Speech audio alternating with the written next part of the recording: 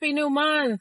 I was not going to talk about the polygamist, but I think that sometimes when the church and believers are silent on certain topics and issues, it allows people to draw a conclusion that may not be 100% accurate. And so I want to go ahead and do this video and talk about there's a major key that people are missing with the polygamist. They might as well have changed it to, did this take place in Zimbabwe or South Africa? I can't remember, but people get upset, child, when you use African and they were like, why are you using the term Africa? Say Nigeria, say Tanzania, I would have called it the African narcissist. Baby, let me tell you something. The African narcissist is like the eighth wonder of the world. It really makes you rethink some things, honey. So I got about 20 minutes till I get to work. So we're going to knock out some of the things that I think I've seen a bunch of different videos, but I believe that people gloss over that was extremely important to this movie. Number one, we do understand that Jonasi was a narcissist, right?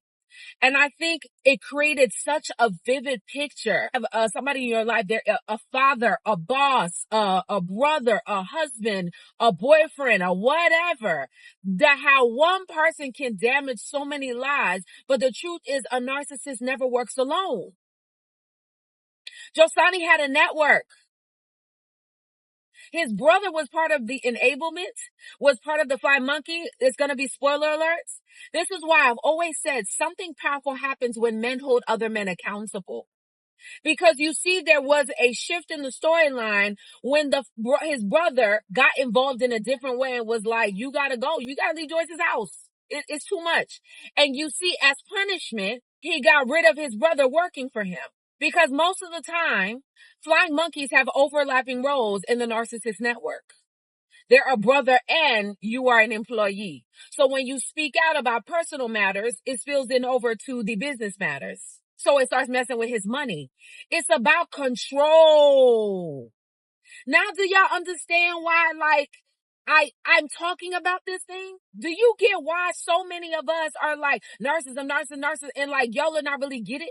This show was, I hate to say, 1,000% accurate in painting the picture on what narcissism is. I want to go back to Jonasi's backstory because the one thing that I've noticed, they never talked about his mother. Did y'all catch that? I find an overlap sometimes. Either like there was a huge mother wound, or the mother was absent, or the mother was very, she was smothering. It's always extremes in that, scenario. Then let's go to his father. We found out his father was an alcoholic. And I'm going to be honest, you can't really, Jonasi be lying so much. And that's another thing. He tells little bits and pieces and parts of the truth to different people. Nobody has the full story ever. This is why they don't like people coming together to compare notes. Because if you compare notes, you're like, well, they told me this, they told me that. You start to get the truth because you start lining it up. That's why they have to create triangulation. All the women were triangulated. He pinned the women against each other. This one didn't want to sleep with him. He ran over to technically wife number 2, Essie. Wife number 2 was messing around. He finna go mess with this little girl. This little girl wasn't paying him no mind. He bounced. You didn't give him what he wanted. He moved on to the next one. And he created this sense of competition amongst these women. I'm going to be honest. The women in this one, they fell into the trap themselves, all really honestly for this one man. But it's also part of, he was telling them all this stuff about what this wife doesn't do. She doesn't take care of my needs, this, and that. But then you also failed to leave out this woman just had a child for you. Nobody ever has a full story. So going back to Jonasi's backstory, brother confirmed my brother had it hard. He had it hard. Even when we see the backstory with him and Essie.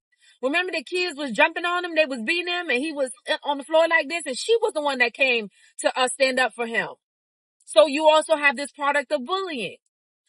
A narcissist origin story is extremely important because they usually have some kind of strange, weird piece of trauma where you get a better understanding of why they became what they became.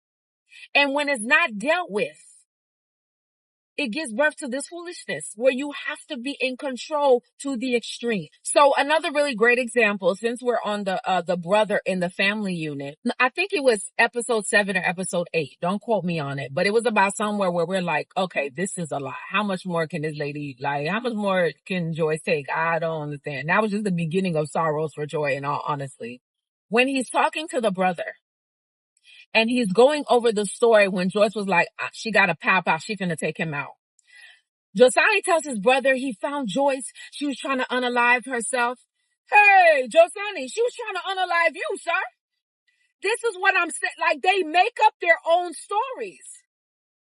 That lie was so big. In the words of that, lie was big. Lie was big. That's what came to my mind. Or when Joyce finds out, again, spoiler alert, that the very woman that he said he's done with, it's over. Joyce was in the office when he fired her. For Joyce to now come find out, not only did you not break up with her, you were still messing with her. You didn't have one, you got her twins.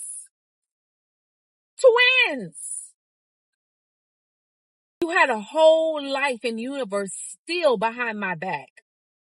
Then when he goes to Joyce, he now put on I told you, the production. They're crying. He's saying, I'm sorry. He was not even really saying, I'm sorry. Oh, she trapped me. She seduced me. And I'm going to tell you, I said this director move was brilliant. While he's telling Joyce his version of events, we're seeing the reality of what's happened. There was no seduction. He went to go and look for it. He was jealous because she was getting ready to move on to the minister of whatever that man was over. She done caught her a bigger fish. And he was like, not so fast. And so you see, he's giving Joyce this entire story about how she trapped him and set him up. But again, it wasn't the truth, which also leads me to the fake tears. And I told you, they become an Oscar award winner, Tony, BET, Tubi award winner. They put on the theatrics to get you to try to believe this, especially when they've dealt you a big, big blow. Even the brother at one point says to him, he said, one of these days, you gonna really push Joyce. And they start laughing because he was like, this woman's so loyal to you. They're laughing together. And I'm just like, now this is sickness. But that is a mindset that no matter how far they push you, because you've taken so much in the past, you're not going nowhere. That's why when you actually bust a move, they're actually kind of shocked. They're actually like, wait, you're going? Yes. I'm going to go into this. If there's an open door of access, and if there's a slight chance, and I'm just talking about it right now from a male narcissist POV, because I'm not saying the female narcissist doesn't do it, because they're even more diabolical when they're like this. Any woman, and this is what I've experienced, and like I said, it was very well shown in this film, that was around that narcissist, they were fair game. To get to the end of this season 1, to know that majority of the women that was around this man, he had something with them, is very scary. He didn't have no type. The type is prey. The type is access. To the point where you don't even care. Then now we tiptoeing into, because nobody want to call it, I'm going to call it. That man tiptoed into PDF file. He tiptoed into that arena. You mess with this young lady at an impressionable stage of her life. And I think the part that is really, there's something about that storyline that really bothered me. And I think what it is it's the comparison to the Diddy case. Because literally, it's the same antics. The reason why a lot of people cannot truly understand, especially maybe Cassie's point of view, is because you saw the red carpets, you saw the beautiful pictures, you saw the money, you see how beautiful she was, but you didn't see, I guarantee you, everything that happened, especially with, like, let's say LaDonnie, minus how she was moving towards the end when he was ill, that's Cassie. You met a significantly older man, and you were still barely a teen. At the core, though, Cassie's spirit and LaDonnie's spirit, even though LaDonnie is a fictional character, I'm just talking about like the character analysis. At their core, they're very different women. at their core. Because what the part that's interesting, what was it about Ladani where that man knew he could play those games? Father, help us to always be vigilant over our daughters, over our nieces, over our cousins, even over our young men that are impressionable stages, Lord. Help us to be considerate. Help us to see. Help us to know what's going on with them. And help, because that is so scary to me. How did he know that he could target that one with no pushback? And by the time everybody found out, this young lady so far gone, she talking about she in love with this man. The part that really represented for me that this is truly a Jezebel spirit. This man had no remorse.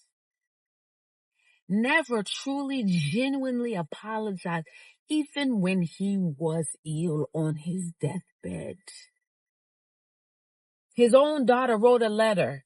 He was like, I ain't got time for this, and got upset. Anytime there was any kind of level of accountability, he would hide behind, I'm your father, I'm your boss, I'm the one that pays you.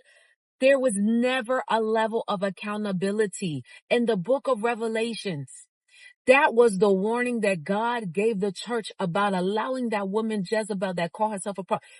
I gave her time to repent. She refused. This is Jonasi, is that spirit. They never repent. To the end. This man hid in plain sight.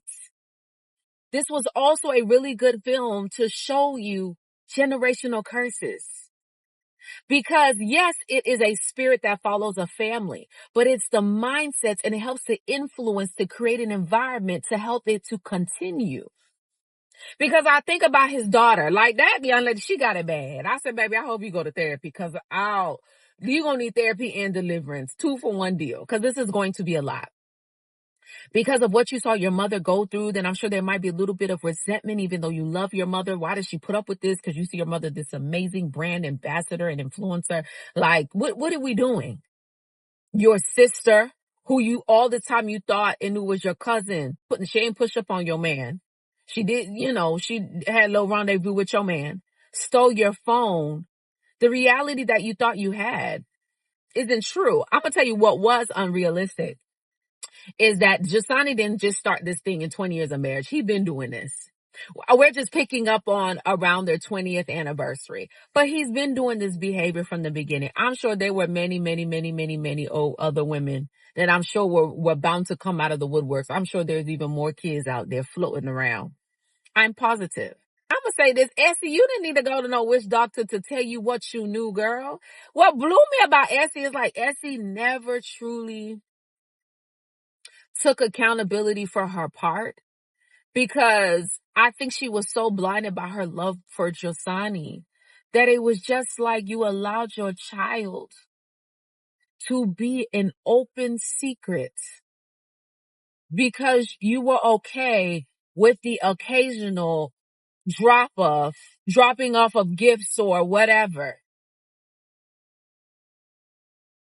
No matter what Essie was going to do or wanted to do, even though she was there from the beginning in the jump, before everybody else, she was, or the women that we see, she got the least.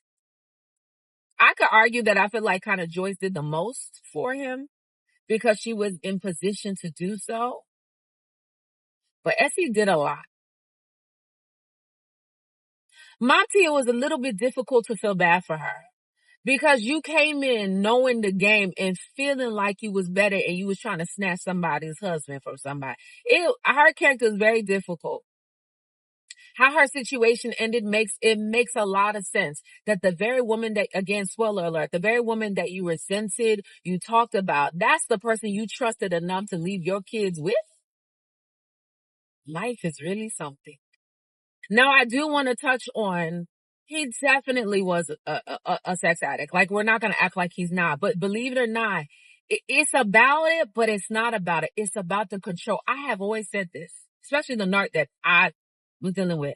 I always said if that person went to jail, they would be knocking down every man in that prison. And then still act like, no, that's not them. And they would try to unalive any person that won't help keep the lie. Jonasi. It was about the control that it provided. And every time control was slipping, if you watched, that was his go-to move. That and gifts. He would shower them with lavish gifts. He would flowers. I don't really remember him giving Joyce flowers like that. And I'm going to tell you what's so disrespectful. Even that house that they were living in, that was Joyce's old house, the one that they had before they burned down. So it still wasn't even like brand new. It was like giving them a used gift. None of these women, like none of this was fair. None of this was fair, you all. This film has sent shockwaves into the world. The truth is, this is somebody's reality in their life. This is not uncommon. But the reason why I go so hard to teach people, to help them see the signs of this, because you don't need to be a Mamta. You don't need to be a Joyce. You don't need to be a Ladani. Even the kids, I feel sorry for the kids because their dad is their dad. What do we do so we don't become our parent or end up with a man like our dad? That's a lot. But imagine this entire film, all of these shenanigans in The Polygamist. Imagine this in church. This is why I do what I do. This is why I teach what I teach. This is why. Because this behavior is dangerous. Then you want to use the name of God in it. And we can't even truly discern what the truth is. And because they're charismatic and they're leaders and they are prophets so-and-so, they have all these titles.